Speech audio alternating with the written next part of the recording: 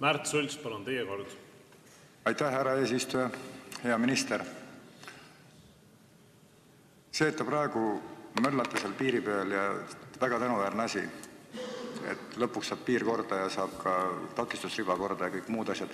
Aga vaata, mina ei saa aru, Eesti Vabariiki on 21 aastat, Euroopa Liidus me oleme 11 aastat, NATO-s oleme ka 11 aastat.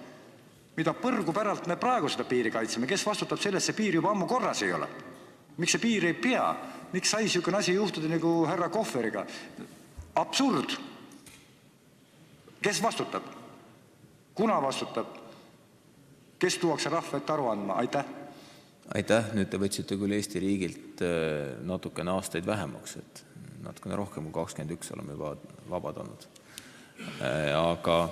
Aga mul on natuke raske hinnata, et kes vastutab, eks Eesti riigi ametkonnad koos Riigikogu ja kõik, kes selle eest on vastutanud, ühiselt vastutavad selle eest, et ei ole tähelepanu pööratud, aga sellele, et korda teha. Et seal on erinevaid põhjuseid olnud, kindlasti on üks põhjus olnud see, et on eeldatud ja loodetud, et saab Venemaaga piirileping kiiresti ratifitseeritud, et ei peaks mitu korda piiri puhastama, ei peaks mitu korda piiri maha märkima.